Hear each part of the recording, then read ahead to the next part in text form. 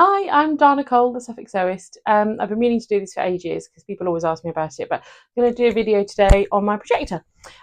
So I've had it for about 6 or 7 years. I think I got it in 2019, I think. And I got it on eBay, secondhand. I looked it up last night because I couldn't quite remember how much it was. I thought it was more than it was. I actually got it for £120. It had been refurbished, so it had been owned by a school. And the school were getting rid of them all and getting new ones, or probably getting some kind of better technology, I don't know. And there was a guy who was fitting new lamps in them and reselling them. So it was about £120, and it came with speakers and all sorts of other things and extra cables and things. I didn't need any of those, and I ended up getting rid of them. And a little stand it came with as well, which I didn't end up using. So it's an Epson 485WI, and it's an ultra short throw projector. So when I was looking at projectors, back in the day, I used to sew in another room downstairs, and I had a big ceiling light, and the projectors I was thinking about getting were the ones that you mount to the ceiling and project straight down onto the table. And the more I thought about it, the more I realised it just wasn't going to happen because of the ceiling light getting in the way. And so I looked at kind of other options. You can get short throw projectors, and then you can get ultra short throw projectors like this one. So this is the projector. It literally stands here. The projection comes through the glass pane here, and it just projects straight down onto my cutting table. So it's ultra short throw in that you don't need a great distance between what you want to project on and the projector itself. So it's worked really, really well for me. Originally I got it because I used to make kids clothes. I used to have a company making kids clothes, and when you're making, you know, several pairs of leggings in different sizes, you've got to keep printing out a pattern or tracing a pattern in lots of different sizes. It's a total nightmare. Whereas with a projector, you literally bring up the size 3, cut it out, and then you bring up the size 4, cut it out, and then you bring up the size 5. So it's much, much quicker. Saves an awful lot of time. So I'm going to go through some of the questions that people have asked over the years, just so you understand how it works, and hopefully get a better understanding of it. There we go. Okay, so first things first, I'm just going to go through the cabling and that kind of thing, because people wonder how you actually get them connected. So very simply, I have an extension here. This one has my laptop plugged into it at the moment, and this one has my projector, and that's just my iron that's up there. Those are the 3 plugs that I use. So the projector's plugged in. The only other cable that's coming out of it is an HDMI cable that plugs straight into my laptop. That's it. I don't use any of the other buttons on the front. If you're looking at Keystone and things like that, don't have to deal with any of that. There's a software that deals with that for you now, which is awesome. The only other thing is on the left-hand side is a focus that you use to just focus it when you first get it set up, and then that's it. It's done.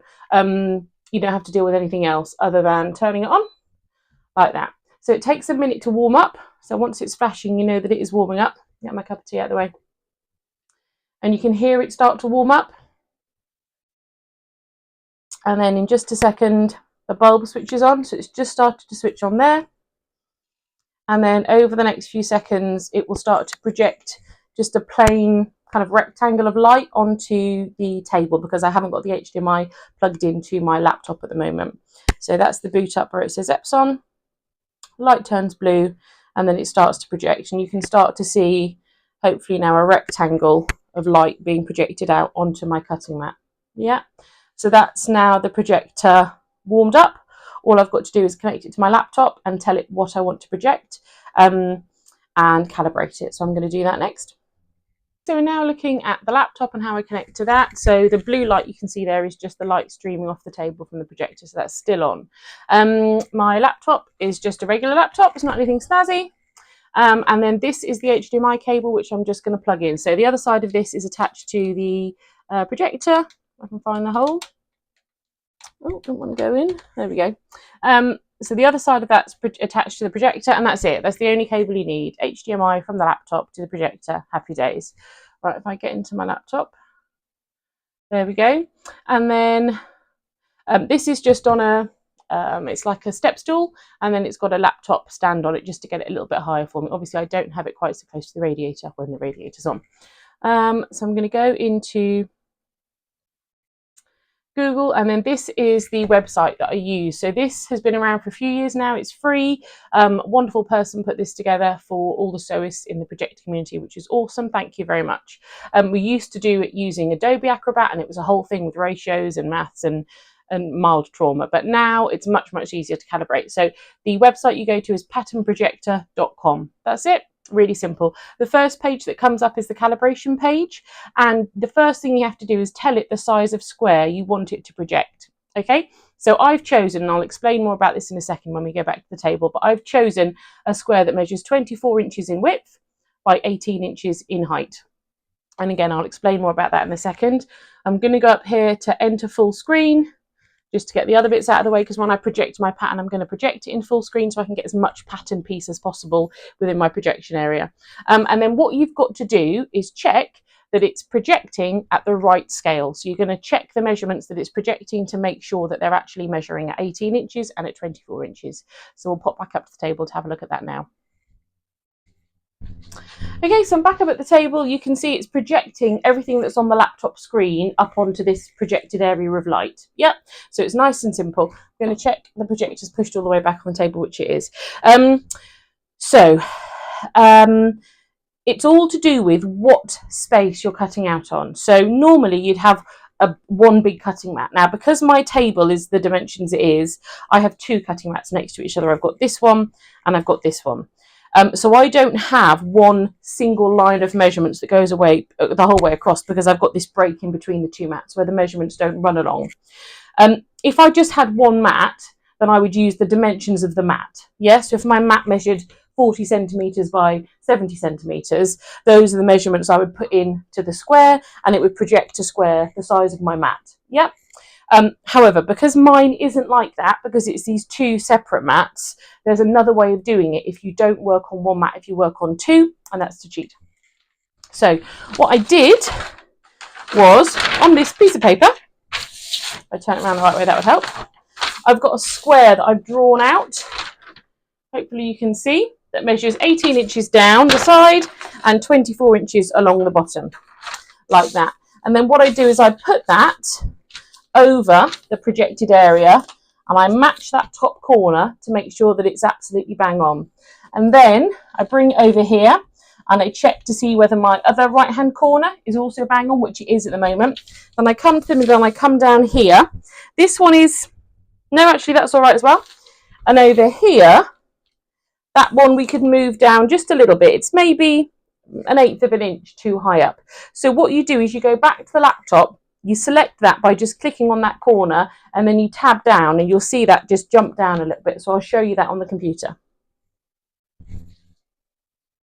Okay, so this corner here, I'm going to bring my cursor, and you can see it highlights it when you get near it. I'm going to click on it and it's now highlighted. And then what I can do, if I use the down arrow, it will bring it down just a little bit. And if I show you what that looks like on the desk, if I hold this here while I use the arrow, bear with me, it's going to be a little bit wobbly. You see how it shifts down? Yeah, so you can shift it down a lot, but that's obviously too much. I need it to go back up. Oh, hang on a sec, I'm pressing the wrong button. There we go. And I might just bring it in a little bit there as well. Yeah, and when it's bang on the corner, then you know that it's projecting at the right size. Yeah, so sorry, it looks a bit wibbly wobbly because of the paper, but you just have to check top corner, another top corner, and bottom corner, another bottom corner. And when they're all bang on, then you know that it's going to be projecting at the right scale, because you've told it to do 18 inches and it's definitely doing 18 inches because you've measured it on your paper piece. You've told it to do 24 inches and it's definitely 24 inches. Yeah, if all the corners are in place, then it's projecting at the right scale. And then the only next thing you need to do is bring up your pattern, and then you can start cutting your fabric. Oh, it's amazing. Okay, so I'm back over at the laptop. Now we know it's calibrated, so it's going to be projecting at the right scale. We just need to tell it which pattern we want it to now project at the same scale. So once you've told it this is right, it's going to keep doing that at that scale until you come out of the program. If you go back into it again, you need to check it again later. So I'm going to come up here to the project icon, just up there, and click that. And then it opens up my files. So I've got all my files on my Google Drive. And let's say I wanted to make a t-shirt. So I'm going to go into my projector sewing pile. So I'm going to go into my drive. I'm going to go down to my projector files. Let's say I want to go a t-shirt. So where is tops? Let me scroll down. I've got a lot of patterns. And then women's tops for knits. So stretch fabrics. There we go. So as you can see, all of these are the patterns that I can use with my projector. And this is just stretchy fabrics for women and tops. Yeah, so that's just stretchy fabric, women in tops. So many patterns you can use with the projector. I can't even tell you, pretty much all of my PDF patterns. So I'm going to go into my most recent one, which is the classic tee, which is by Love Notions, and it's a free pattern if you want to give it a go. I'm going to go back and hit this bit into full screen because we calibrated at full screen. I want to go back into full screen. And then this is the page that it gives you. So on the side here are the different sizes.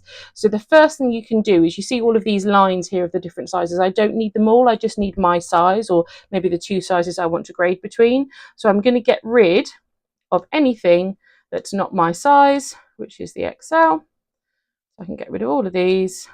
Lovely. You're going to want to leave titles or anything that's not a size. There'll be another thing because that's the text here. So if I click off that, you'll see the text disappears and now you don't know what the pieces are. So click back into that. The other thing that a lot of patterns will give you is a grid. So you can project this, this grid. So if I come out of the layers and if I just move around the page, so these are 1-inch squares. And that's now projected on my table. So I could measure with my measuring tape if I wanted to make sure it was calibrated. But because we've just calibrated it on patternprojector.com, we don't need to do that. I know this is the right size. So I'm going to go back in there and I'm going to turn that off. Yeah. And so now these are my pattern pieces. So that's my back. And you can move them around just with the left, right and up and down keys. So just to move you just these ones here. You can move your pieces around on your table as much as you want to, so you can cut different things out, and I'll just show you that up on the table as well. Yeah, so let's just say I wanted to move this pattern piece down into this corner for some reason. I'm going to tab down with my arrows, and then I'm going to, the other way, tab it across.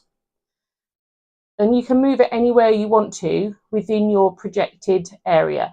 So even though we only did the calibration square kind of here, the whole area is calibrated at the same ratio as the bit we did of the square. Yeah, so happy days. So I'm going to show you some of the other things that you can use with Pattern Projector in my next video, but this one was just a little introduction for you on the projector itself and how it works and how to set it up, and hopefully that's made life a little bit easier. There we go, so that's the first video done. So hopefully you understand now a bit more about how the projector works, how you make sure that it's going to project at the right scale so that your pattern pieces actually fit you, and the mechanics of kind of plugging in and kind of getting it working basically. If you come back for my next video, I'm going to show you more about Pattern Projector and all the things you can do with it to make your patterns easier to cut out, easier to position on your fabric, etc, etc, etc. So I'll see you back in a little bit. Thanks, bye.